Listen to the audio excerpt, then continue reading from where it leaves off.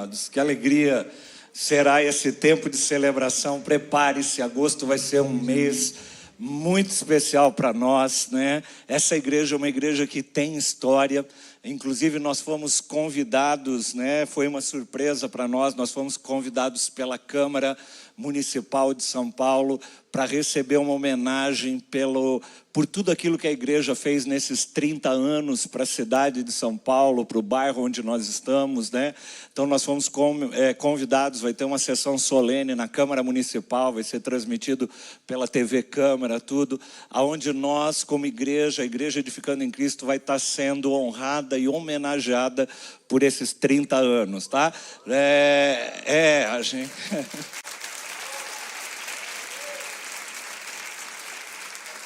A gente vai, no momento oportuno, a gente vai estar passando, vai ser acho que dia 26 de agosto, é uma sexta-feira, vai ser aberta para o público em geral. O auditório da Câmara não comporta muita gente, mas os primeiros inscritos vão poder participar, a inscrição é gratuita, vai ser lá no site da própria Câmara. Quem não conseguir ficar no auditório principal vai ter um auditório, se lotar, um auditório secundário para participar, mas vai ser aberto para todo mundo, toda a igreja vai poder participar, principalmente quem trabalha ali pelo centro. Vai ser 7 horas da noite da sexta-feira, você já sai, já vai direto para lá, tá? Então, mas para nós foi uma surpresa e foi um motivo de grande alegria, né? Esse reconhecimento por aquilo que a igreja tem feito ao longo dos 30 anos de história, né? A gente vai falar um pouquinho mais sobre isso. Eu só queria deixar você preparado, prepara o teu coração, como a pastora Sônia disse, a partir do dia 8 de agosto, tanto no sábado quanto no domingo, nós teremos cultos especiais, com convidados especiais, alguns deles vocês viram ali. Vai estar conosco pastor Ademar de Campos, vai ter pastor Os Bravos, vai ter, acho que o Douglas Gonçalves está prestes a convidar, vai ter várias pessoas muito especiais conosco. A gente não vai falar quando cada um vai estar vindo, então você vai ter que vir todos os dias, todos os cultos, para não perder nada, tá legal? Então, prepare-se, aperta o cinto, vira para quem está ao teu lado e fala assim: nós precisamos estar aqui, amém? Tá bom? Amém?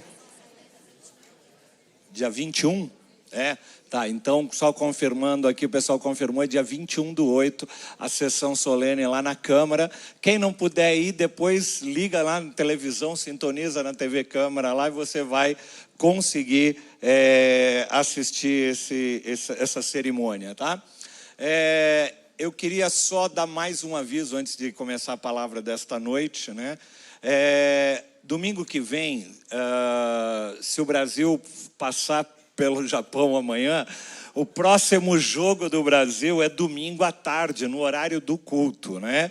Então nós conversamos entre a equipe pastoral e nós decidimos semana que vem, se o Brasil for jogar no domingo que vem, se o Brasil não jogar no domingo que vem, culto normal às 18h30. Se o Brasil jogar semana que vem, no domingo, nós não teremos o culto da tarde, tá? Então, se você normalmente vem no culto da tarde, nós não teremos o culto da tarde, mas aí você vai fazer o seguinte: você que gosta de dormir até um pouquinho mais tarde, você vai acordar mais cedo, tá? E vai vir no culto da manhã. E nós vamos fazer o seguinte: nós vamos fazer 2 cultos pela manhã, tá? Um culto às 9, presta atenção, e outro culto às 11. Então, nosso culto da manhã, normalmente às 10 horas da manhã. Semana que vem, se tiver jogo do Brasil à tarde, nós teremos 2 cultos pela manhã. Um às 9 da manhã, que vai terminar às 10h30, vai ser um culto de 1h30. E nós vamos começar um outro culto às 11, que vai terminar 12h30, tá bom? Então, guarda aí, e aí a semana que vem você escolhe em qual dos 2 horários. Ou você vai vir mais cedo, para sair mais cedo, 9 horas, termina 10h30, você já vai para casa. Ou você vem às 11 e ao 12h30 você já vai para casa também. Combinado? Então, o que não pode é faltar no culto, tá legal? Combinado? Então, semana que vem, mas eu gosto tanto da noite, então. Semana que vem você faz um esforço e vem no culto da manhã, tá? A gente está contando que o Brasil vai ganhar e vai passar. Oi.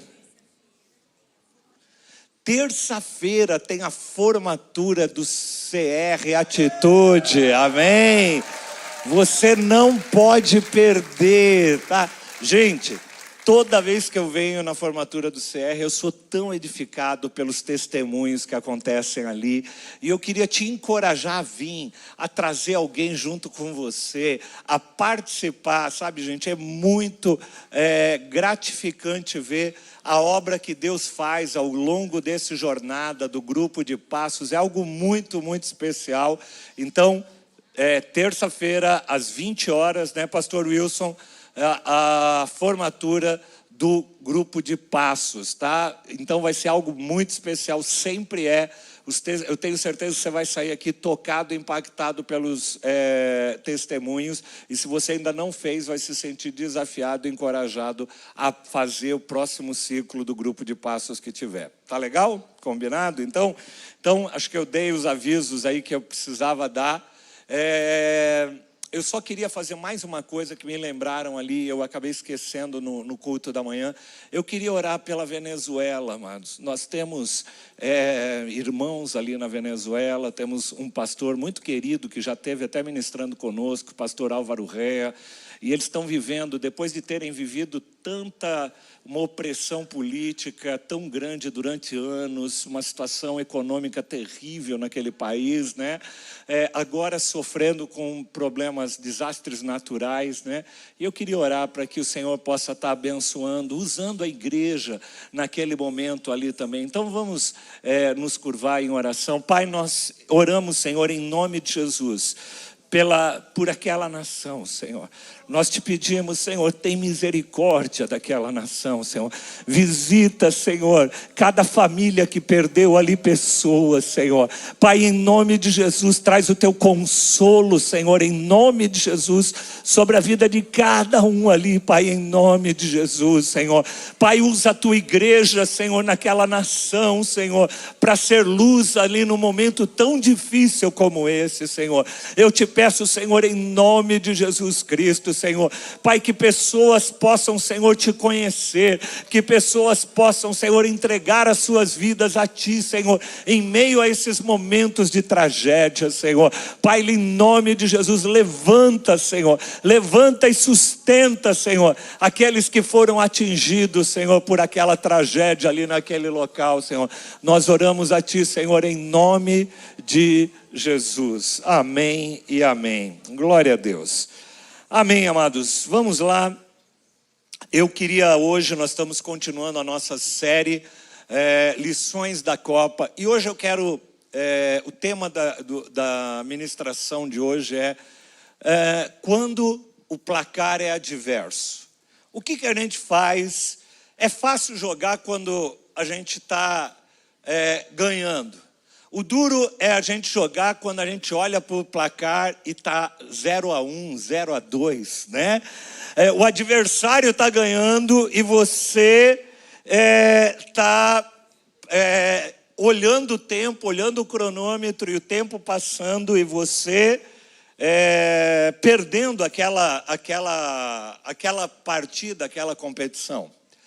Essa semana eu assisti um dos jogos que eu assisti porque é uma nação assim que eu estava torcendo por eles, era o Equador.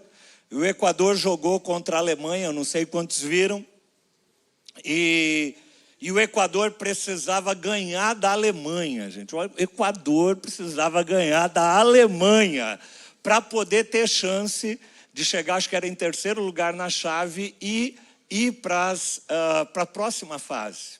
E eles entraram, e eu tenho amigos, tem um pastor muito querido que já ministrou aqui conosco, eu já estive ministrando lá na igreja dele no Equador, em Cuenca, o Jimmy, e a gente se falou por mensagem, falando, estou torcendo por vocês, eu estou torcendo pelo Equador. E aí o Equador entra em campo, precisando de uma vitória contra a Alemanha, o adversário já não era simples, não era qualquer um. E o jogo começa e nos primeiros minutos de jogo, a Alemanha vai lá e mete 1-0 no Equador. Eu não sei quantos viram a partida. E aí eu estou imaginando aqueles jogadores ali. O que a gente faz quando o placar está adverso? Você entrega os pontos logo? Fala, não, agora já foi. Se estava difícil marcar pelo menos um gol, agora a gente vai ter que marcar 2. Como é que a gente faz? Desisto. E eu quero fazer um paralelo disso, amados, com o jogo da vida. Com aquilo que nós fazemos na nossa vida quando nem tudo está indo do jeito que a gente gostaria. E a gente olha e parece que a gente está perdendo. A gente perdeu coisas na nossa vida, a gente perdeu pessoas queridas, a gente perdeu oportunidade, a gente chegou num dia, pegou um relatório, perdeu saúde, perdeu dinheiro, perdeu sonhos, né? E a minha pergunta não é se você vai perder alguma vez. Todos nós, em algum momento, vamos estar com um placar desfavorável. Todos nós vamos passar por momentos de dificuldades, de crises, de lutas, de adversidades. E todos nós um dia vamos olhar no placar da vida e você fala, meu Deus, né? Sabe aquele papo, né? Como é que você está, meu? Eu estou lutando, né? Eu tenho uns irmãos, a gente fala, como é que está a vida? Eu estou lutando. Eu falei, tá bom, você está apanhando mais ou batendo mais, né? Porque na luta tem isso, às vezes você está batendo mais, mas às vezes você está apanhando mais. E tem fases da nossa vida que a gente está apanhando mais. Tem fases que a gente está marcando gol, está tudo jóia, está legal, a gente está vivendo um momento legal da nossa vida, mas tem dia que a gente está tomando gol. E a gente olha para o placar e vê aquele placar e fala, o que eu faço da vida? O que eu faço nesse momento? Eu estou imaginando aqueles jogadores do Equador olhando ali e falando, o que nós vamos fazer? E é isso que eu quero trabalhar com vocês. Eu quero usar esse paralelo com o futebol para falar um pouquinho das nossas vidas, daquilo que nós vivemos, daquilo que nós sofremos. E eu quero trabalhar com vocês 2 textos. Eu quero trabalhar com vocês Salmo 42 e eu quero trabalhar 2 Reis, capítulo 6. No Salmo 42, nós vemos, o Salmo 42, ele vai descrever um homem lutando contra o abatimento. Como é que eu lido quando eu estou abatido? O Salmo 42 vai nos mostrar isso.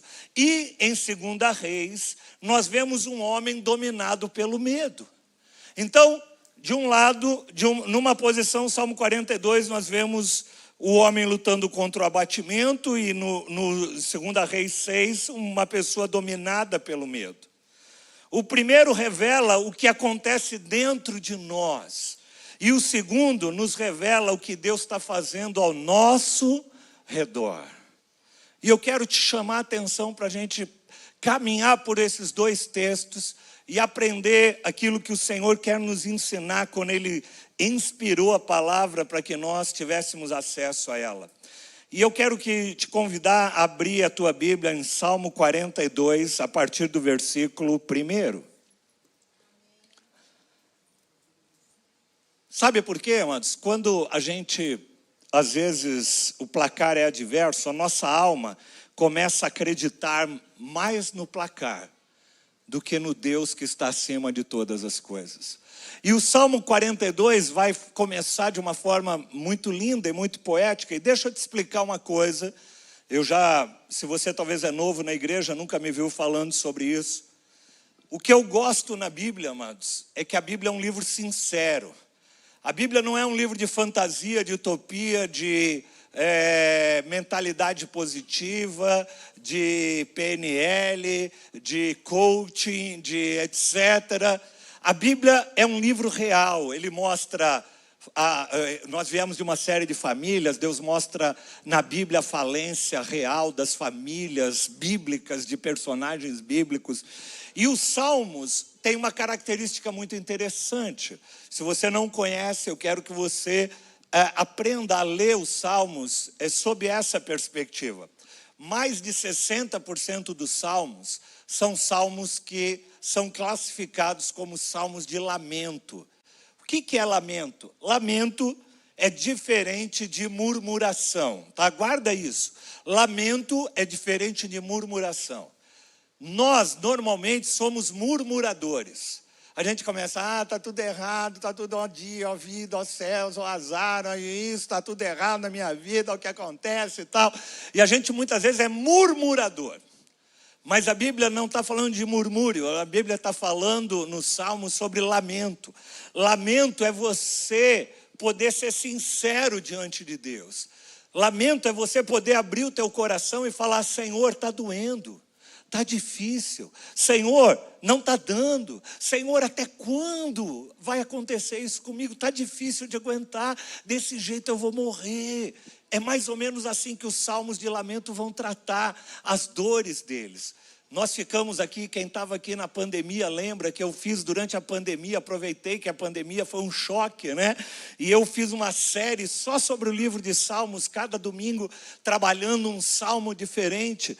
Mas o Salmo, ele tem essa característica de mostrar a nossa vulnerabilidade, aquilo que está lá dentro, mas sem se esquecer da mão poderosa de Deus sobre a nossa vida. Então o salmista, por exemplo, no Salmo 13, ele vai poder falar assim, olha Senhor, até quando eu vou passar por isso? Até quando meus inimigos vão zombar de mim? Até quando? Está difícil, está complicado. Mas aí chega um momento do Salmo que ele fala, apesar de tudo esse lamento que eu continuo crendo no Deus da minha salvação. A ti eu cantarei louvores e darei glória para sempre na minha vida.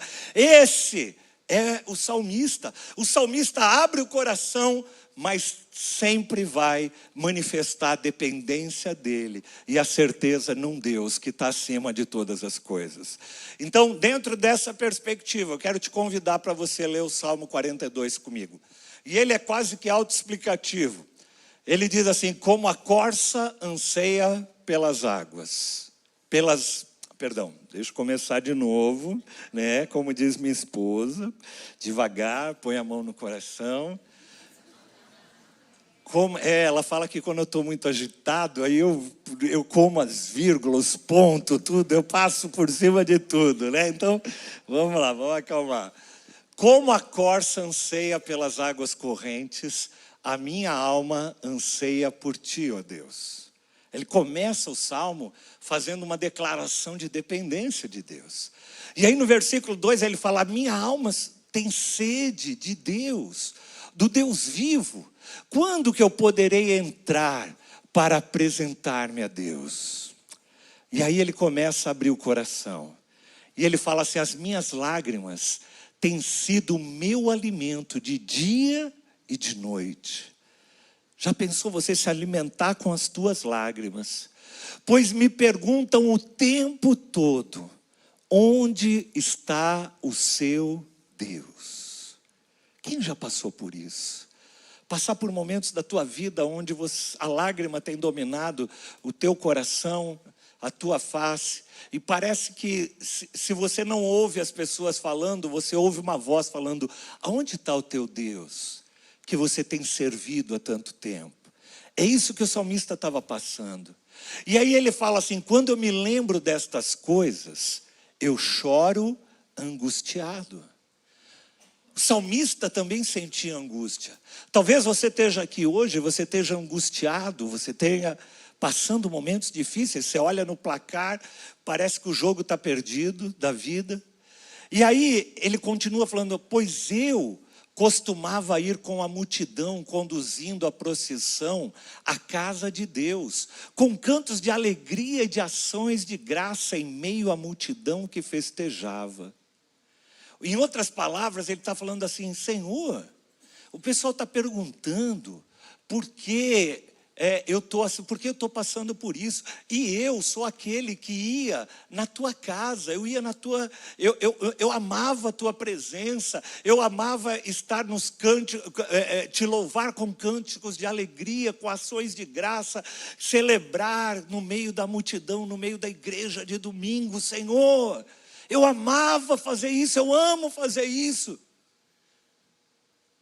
E aí no versículo 5, é muito interessante, ele fala assim, por que você está assim tão triste, ó minha alma?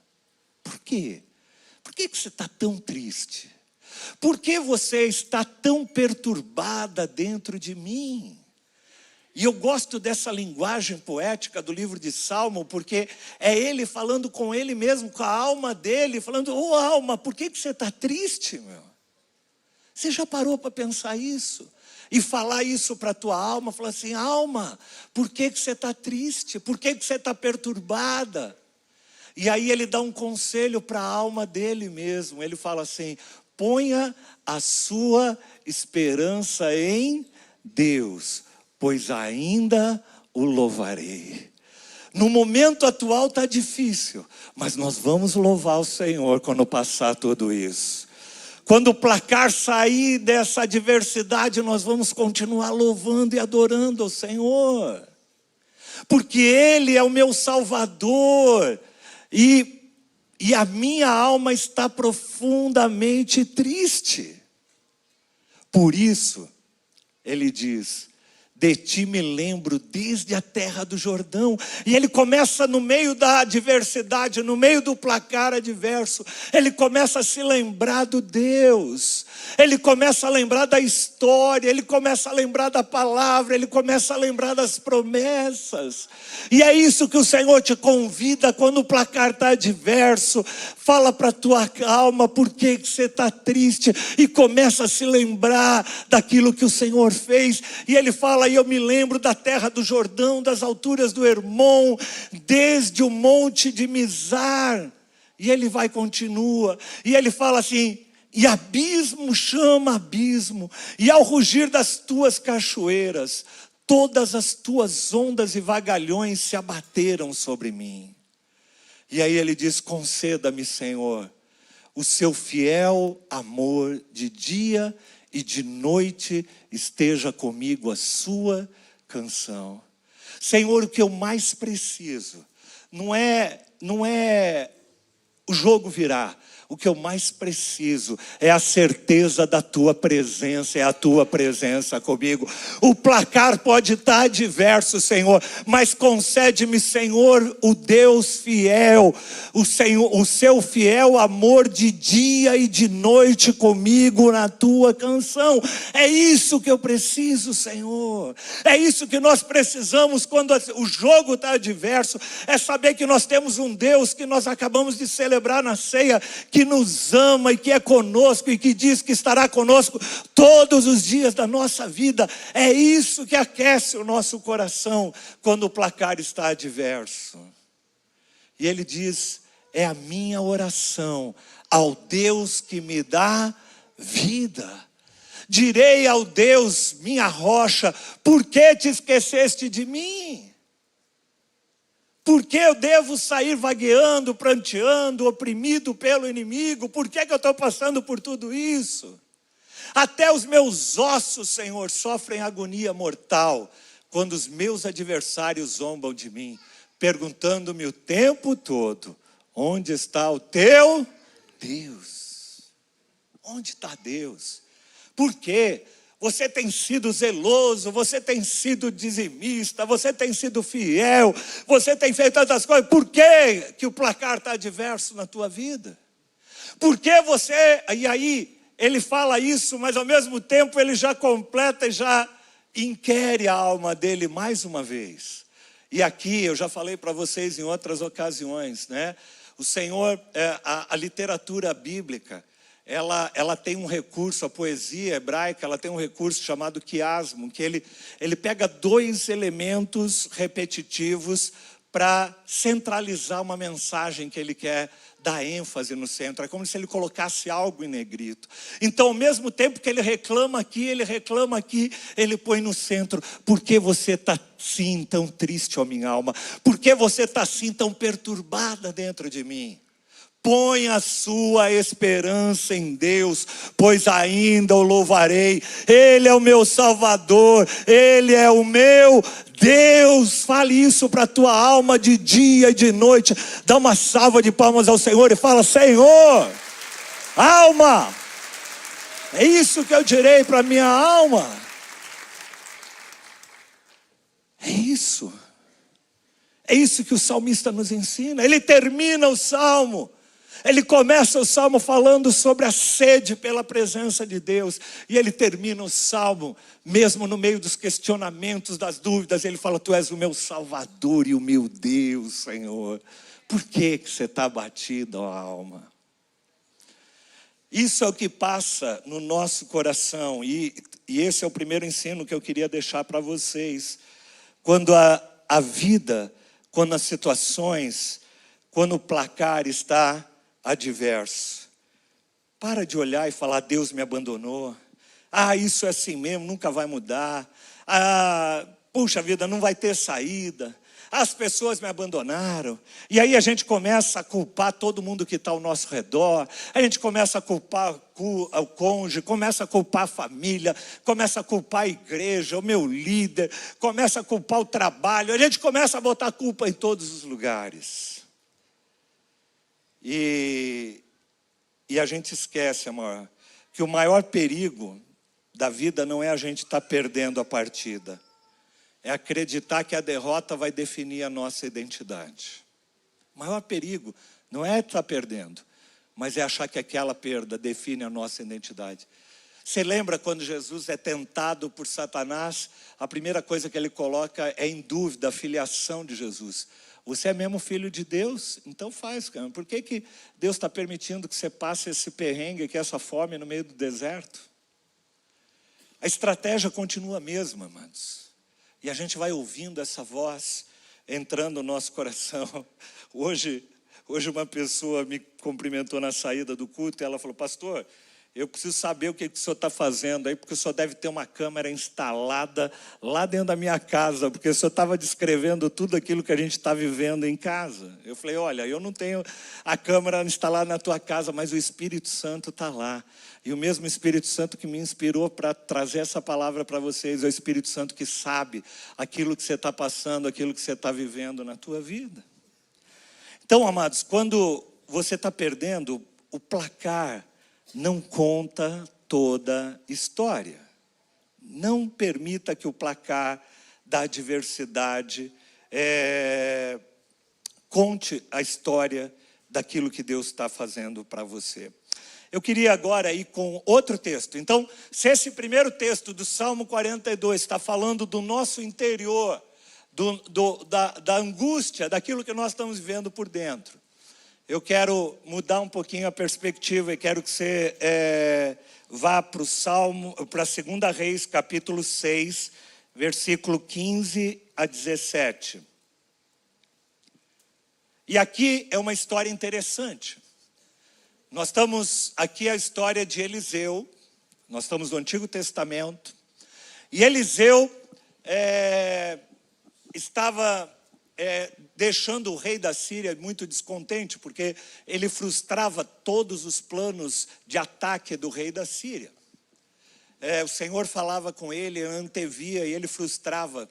Então, quando ele soube disso, ele manda cercar o local onde estava Eliseu, para acabar com a vida de Eliseu. E é interessante, é nesse contexto que o texto vai começar, 2 Reis 6, a partir do versículo 15. Imagina a cena: o servo do homem de Deus, o discípulo ali de Eliseu, levantou-se bem cedo pela manhã, e quando saiu, ele vai no terraço, e ele olha e ele vê uma tropa com cavalos e carros de guerra que haviam cercado toda a cidade. E eu quero, volta só no início do versículo de novo. Eu quero destacar uma coisa aqui. Logo levantou-se bem cedo pela manhã. É interessante, eu já falei, já preguei outras vezes sobre o de repente de Deus. Como Deus entra, de repente muda a história da nossa vida, né? Mas tem adversidades que vêm num piscar de olhos também sobre as nossas vidas. Ele foi dormir, estava tudo bem. De repente, no outro dia, ele acorda, vai para a janela e tem um exército contra ele. Às vezes você vai dormir, está tudo bem. Quando você acorda no outro dia, amanhã, segunda-feira, você chega no trabalho e antes de entrar no trabalho, alguém tem um recado lá, passa no RH e você foi demitido. É assim, é num dia, muda a história da tua vida. Num dia a gente perde alguém querido na nossa vida, que às vezes estava conosco num dia e no outro dia não está mais. Às vezes é uma questão de um dia para o outro. Às vezes é uma questão, situações que vão acontecendo e que parece que num dia está uma coisa, no outro você passa no médico, estava tudo bem, você fez uns exames de rotina, foi pegar o resultado do exame e de repente tem algo lá complicado. Num dia, de repente, numa manhã, muda a história. Muda o jogo da tua vida. Estava tudo bem, de repente o inimigo parece que marcou um gol e você está agora com o placar contrário na sua vida. E é mais ou menos isso que eu vejo aqui nesse texto. O servo do homem levanta-se bem cedo pela manhã e quando saiu, viu aquela tropa de cavalos de carro. Você já viu aquelas cenas de filmes, né? Aquela montoeira de cavalos, aquela tropa, e ele falou, pronto, agora danou-se, não tem jeito, né? E aí o texto vai continuar e diz que uma tropa de cavalos de guerra havia cercado a cidade, e então ele exclamou o quê? Ai meu Deus, ai meu Senhor, o que nós faremos? Você olha o placar, estou imaginando aquela seleção do Equador, tomou aquele gol da Alemanha, falou, o que nós vamos fazer agora? Às vezes a gente recebe um diagnóstico, a gente olha e fala, e agora, Senhor? Às vezes a gente perde o emprego, a gente olha e fala, e agora, Senhor? O que a gente vai fazer? Uma crise no casamento, um filho que de repente se rebelou, a dívida que você acabou não equacionando e foi acumulando na tua vida, e a gente olha o placar e só vê a adversidade, como aquele servo viu. E aí a gente clama, Senhor, o que eu faço agora? E aí às vezes, amados, quando a gente olha apenas o placar, a gente acaba perdendo a esperança.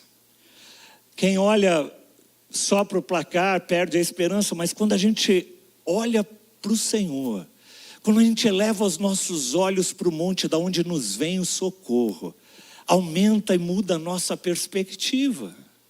Saber que nós temos um Deus que é conosco, que o maior milagre que Ele podia fazer na nossa vida, Ele já fez, que foi nos regenerar, que foi nos lavar, que foi nos redimir, que foi nos tornar dignos, como nós falamos, Ele já fez. Se Ele fez isso, Ele pode fazer qualquer outra coisa na nossa vida. E aí, o profeta, no versículo 16, aparece. E a primeira coisa que o profeta fala é, não tenha medo. O profeta não chegou lá e quis fazer outras coisas. Ele chega e fala, não tenha medo. Quando o placar, amados, da vida é adverso, não entre em pânico. Eu já falei isso algumas outras vezes, eu ouvi uma vez de um pastor, e eu guardei aquela frase, ele falou assim, nunca tome decisões definitivas em momentos transitórios de crise. Às vezes a gente tem um momento de crise, e por causa do momento de crise a gente compromete a nossa vida inteira. Nunca tome resoluções, decisões definitivas no meio de problemas transitórios. Nunca faça isso. Às vezes a gente se desespera. E às vezes a gente perde o controle. E aí eu vou dar um outro exemplo do futebol que para nós é trágico.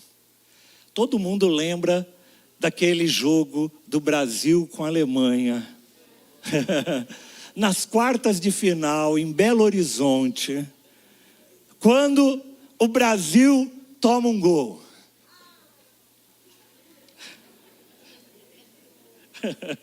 A Sônia ficou assim, ela ficava inconformada. A gente estava assistindo o jogo em casa com os irmãos da igreja. Mas quantos lembram do jogo? Mas eu não me lembro agora, acho que foram 4 gols, se não me engano, no intervalo acho que de 7 minutos, uma coisa assim, eles tomaram 4 gols. Se o Brasil jogasse com a Alemanha mais 100 vezes, eu acho que eles nunca iam, a Alemanha nunca mais ia conseguir repetir aquilo. Não, gente, porque... Não, mas o resultado, gente, não reflete a diferença técnica. A Alemanha podia ser até um pouco melhor, mas o resultado não reflete a diferença técnica. O resultado revela o desequilíbrio que aquela seleção acabou se colocando. E é isso que acontece na vida de muita gente. Quantas pessoas eu conheço, amados, que por um problema, por uma adversidade, por um gol que tomou na vida, por alguma coisa que aconteceu, perde a estribeira. Eu conheço casais que se separaram e a mulher acabou se desesperando, entrando quase que na prostituição. Fruto daquele desequilíbrio que aquilo gerou na vida dela. Ela não teve calma para parar, sentar, para crer, olhar para o Senhor, falar para a alma dela: alma, por que você está perturbada assim? A primeira resposta de Eliseu é: não tenha medo. Talvez faltou naquela equipe era alguém que falasse assim: gente, não tem medo, eles marcaram um gol, mas a gente vai mudar esse negócio. Mas de repente eles perderam a mão, eles perderam o sentido. No futebol eles chamam isso de perder emocionalmente o jogo. Eles não perderam tecnicamente, eles perderam emocionalmente. Eles se desequilibraram, eles estavam na casa dele, quarta de final, tal. Como que a gente pode tomar aquele gol? Como pode acontecer isso conosco? E quando você fica pensando no como pode acontecer, tal. Os alemães vinham e marcavam gols, enquanto você ficava lá pensando, questionando e não sei o quê. Isso me faz lembrar de a situação, vou falar do pastor Assônia aqui. O pastor Assônia uma vez foi com uma irmã da igreja na 25 de março. Comprar uns negócios na 25 de março. E aí teve uma blitz da prefeitura aquele dia lá contra os camelô da rua. E começaram a soltar bomba lá de gás lacrimogênio na rua. E a Sônia saiu com esse jeito dela, né? E ela parou no meio da rua e começou: mas por que eles estão fazendo isso? Mas por quê? E a irmã pegou ela pelo braço e falou: pastora, você não precisa entender o porquê agora. Corre, vaza daqui. Vamos vazar. Tem dia, amados. Tem horas. É lógico que a gente precisa, e eu vou falar um pouquinho sobre isso. A gente precisa ter equilíbrio. A gente precisa olhar para as situações. A gente precisa lembrar se a gente tomou gol por uma deficiência nossa mesmo. E se foi, o que a gente vai ter que corrigir? O que eu vou ter que corrigir na minha vida? Mas não se desesperar. Não tenha medo. Porque aí a gente começa a errar passes, a gente se desorganiza. E a vida... nossa vida espiritual acontece a mesma coisa. Nossa vida natural acontece a mesma coisa. Quando o medo assume o controle, nós começamos a tomar decisões ruins. A gente faz escolhas impulsivas. Alguns abandonam família, alguns largam a igreja, alguns começam a negociar princípios na sua vida. E o texto vai dizer do Salmo 42 que abismo vai chamando outro abismo. E quando você vê, aquele placar que estava 1-0 para o adversário, está 7-0 para o adversário de repente. E aquilo que estava ruim acabou ficando pior, né? Porque tem coisas que estão ruins que podem piorar, se a gente não se posicionar na nossa vida. Quem perde a paz, geralmente perde também a capacidade de reagir. Quando a gente perde a nossa paz, a gente acaba perdendo essa capacidade de reagir, de olhar para aquilo que realmente nós precisamos olhar na nossa vida. E aí o texto vai dizer, o profeta respondeu: não tenha medo, porque aqueles que estão conosco são mais numerosos do que eles. Estou imaginando o cara falando: mas como assim? Tem ninguém com a gente, só tem eu e você aqui. E tem um monte de soldados. Mas o que o profeta está querendo falar, ele falou: muda a tua perspectiva. Se você está aqui hoje, amado, você está passando um momento onde você tem passado lutas, onde a vida tem marcado gol em você e você está em desvantagem no placar, muda a tua, não tenha medo e muda a tua perspectiva. Não tenha medo, porque a gente precisa aprender que o treinador, ele vê aquilo que o jogador não consegue ver. O treinador, o jogador, ele está olhando ali, ele está passando, tal, ele está olhando para o local do campo onde ele está, tal, mas o treinador está olhando o campo todo. O treinador está cheio de assessores ali do lado e ele está olhando para o campo inteiro, para todas as possibilidades. E aí o treinador começa a fazer alguns ajustes ali. E eu quero fazer esse paralelo. Nós temos um treinador, nós temos alguém, nós temos o Espírito Santo de Deus, que é aquele que nos ensina todas as coisas. Nós temos aquele que está no controle, nós temos alguém que está olhando para a nossa vida de outro plano, de outra ordem.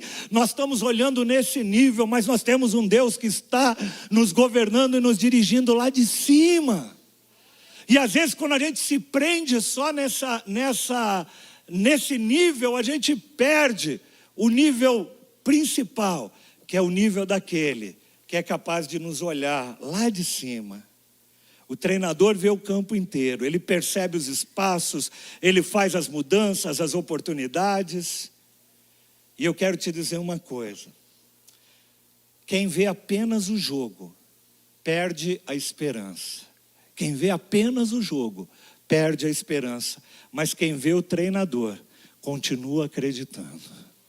Se você só olha para o... você sabe, os jogadores de futebol têm mania de chamar o treinador de mestre, né? Quase todo mundo, mestre, não sei o que lá, falou isso, mestre tal, professor, o mestre, né? E a gente tem um mestre. Recorra ao mestre. Fala, Senhor, eu não sei direito como que a gente vai fazer para virar esse jogo, mas o Senhor sabe. Me dirige. Me transforma. Então, versículo 17, e aí a gente vê a virada, começo da virada.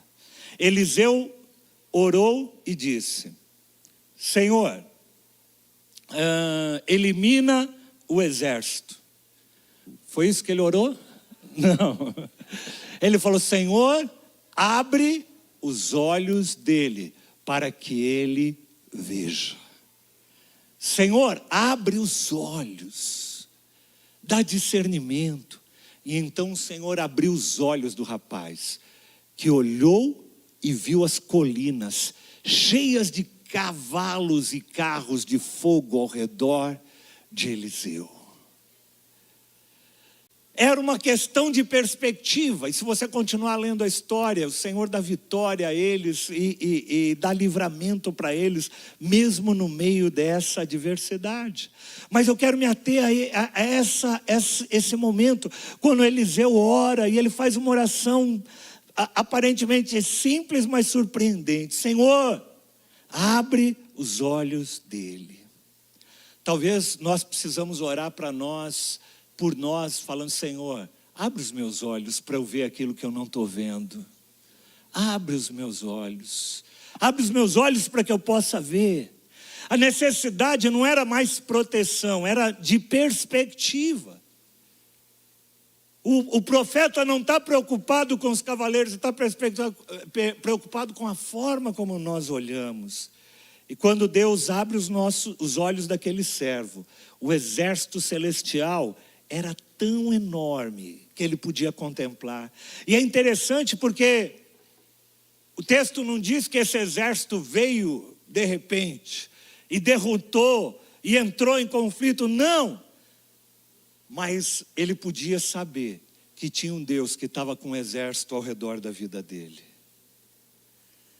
E aí a gente lembra quando o salmista fala, alma, por que você está triste?